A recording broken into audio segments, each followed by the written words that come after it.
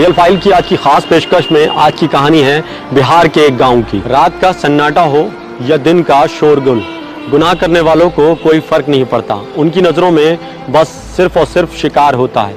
इस बार शिकार बनी बिहार की एक युवती। नमस्कार, मेरा नाम है मुनीब जैदी और आप देख रहे हैं रियल फाइल्स। रियल फाइल्स की आज की खास पेशकश में आज की कहानी है बिहार के एक गाँव की। बिहार के रोहतास से एक ऐसा मामला सामने आया जिसने इंसानियत को भी शर्मसार कर दिया। तारीख 2 मार्च 2025, एक युवती बिहार के एक गांव से अपने स्कूल के लिए रवाना होती है। स्कूल का टाइम खत्म होता है, बच्ची घर पर नहीं पहुंच पाती। घर वाले परेशान हो जाते हैं कि आखिर बेटी कहाँ गई। तभी घर वाले कहते हैं कि हो सकता है कि बेटी अपनी सहेलियों के साथ कहीं रुककर बातों में मसरूफ़ हो गई होगी। लेकिन फिर अचानक शाम हो जाती है और रात हो जाती है। बेटी का कोई सुराग नहीं मिलता है। इसके बाद परिजनों के चेहरे पर खौफ नजर आने लगता है। रात हो जाने के बाद परिजन उसे जगह जगह तलाश करते हैं। बच्ची की रिश्तेदारों में पूछा जाता है कि बच्ची वहां पहुंची कि नहीं, लेकिन बच्ची का कहीं कोई सुराग नहीं मिलता है। इसके बाद परिजन घबरा जाते हैं। चेहरे पर परिजनों के साफ खौफ नजर आता है। परिजन उसके बाद पड़ोस के थाने में पहुंचते हैं। वहां बच्ची की गुमशुदगी की प्राथमिकी दर्ज कराते हैं। उधर प्राथमिकी दर्ज होने के बाद भी पुलिस अब चौकन्नी हो चुकी थी। पुलिस युवती की जगह जगह तलाश कर रही थी। वहीं घंटे दिन में और दिन महीनों में तब्दील हो चुके थे। 6 महीने गुजर चुके थे। न पुलिस को कोई सुराग मिला था, न घर वालों को कि आखिर बच्ची किस हालत में है और कहाँ गई है। 6 महीने गुजर चुके थे, बेटी का कोई सुराग नहीं था। घर वालों की नज़रें अब दरवाजे पर टिकी थीं, तो वहीं माँ के आंसू खुश्क हो चुके थे। उधर पिता के चेहरे पर उम्मीद की जगह अब साफ खामोशी नजर आने लगी थी। धीरे धीरे उनके परिवार ने मान लिया था कि बेटी अब शायद कभी वापस नहीं आएगी। तभी उड़ती उड़ती एक खबर आई कि थाने में एक बेटी पहुंची है। कांपते हुए होंठ और सहमी हुई आंखें लेकर वो थाने में पहुंची है और अपनी दास्तान सुना रही है। गुमशुदा बेटी ने बताया कि वो अपनी सहेली के साथ थी। उसकी सहेली अपने माँ के पास ले गई, जहां उसकी माँ और सहेली दोनों लोग अपने मामा के यहाँ रवाना हो गए।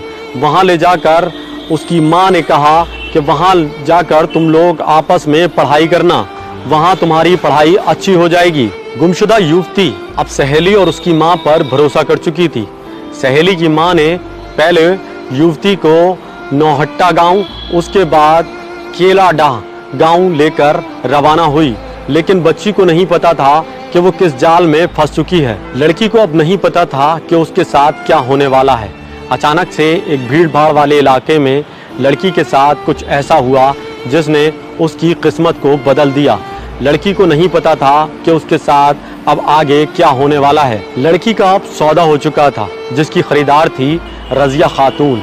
रजिया खातून ने लड़की के सर पर हाथ फेरते हुए कहा, बेटी अब तुम बिल्कुल ही फिक्र मत करो, तुम्हारी शादी मेरे बेटे बिलाल से होगी। इससे पहले युवती कुछ समझ पाती। रजिया ने कहा, तुम्हारी शादी मेरे बेटे सूरज से होगी। इससे पहले युवती कुछ समझ पाती।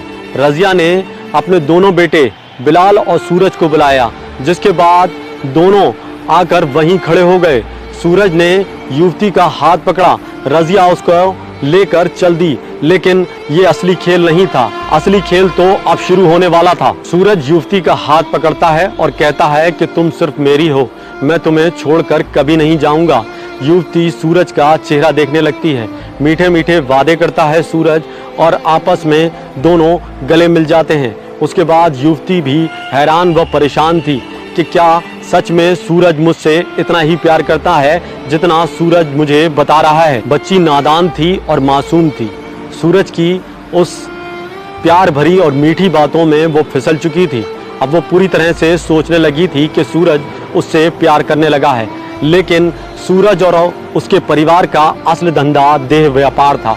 वे युवतियों को ले जाकर जगह जगह होटल में उनसे देह व्यापार कराते थे। मासूम को हर दिन एक नया नरक झेलना पड़ता था। कमरे में उसकी चीखें उस कमरे में दम घुट कर रह जाती थीं, लेकिन कोई भी उसको सुनने वाला नहीं था। लगातार वो चीखती रही, लेकिन आखिरकार उसने हिम्मत जुटाई और हिम्मत जुटाने के बाद उसने पैसे जमा करना शुरू किए, जिसके बाद उसने वहां से भागने का सोचा। युवती ने ऐसा ही किया।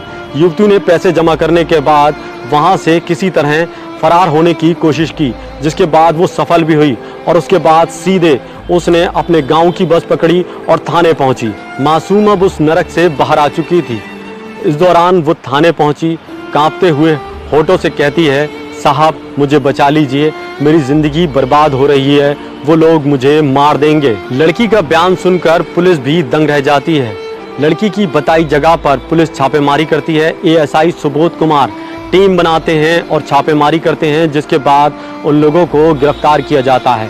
पुलिस उनको जेल भेज देती है। पुलिस गिरफ्तार हुए लोगों में रजिया खातून, उसके बेटे शहजाद और सूरज समेत उसकी सहेली व उसकी मां को भी गिरफ्तार कर जेल भेज देगी। वहीं एक बड़ा खुलासा हुआ। मेडिकल रिपोर्ट आई। रिपोर्ट में पता चला कि युवती के साथ बार बार दुष्कर्म हुआ, जिसके बाद पुलिस ये मान रही थी और पुलिस को ये शक था कि ये केस नहीं बल्कि एक ऐसा गिरोह है जो लड़कियों को खाई में धकेल रहा है। अब एक बड़ा सवाल है, जिस उम्र में उस बच्ची के हाथों में किताबें होनी चाहिए थी, उस उम्र में उस बच्ची को उस दर्द से गुजरना पड़ा जो शब्दों से परे है। प्यार का झूठा वादा और दोस्ती का छल और माँ की शक्ल में छुपे थे दरिंदे, ऐसे दरिंदे जिन्होंने उस बेटी को नर्क में झोंक दिया।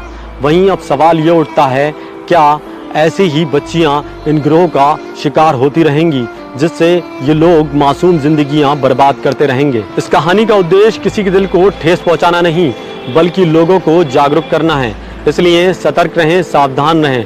मिलते हैं अगली कहानी में रियल फाइल्स के साथ। तब तक जय हिंद।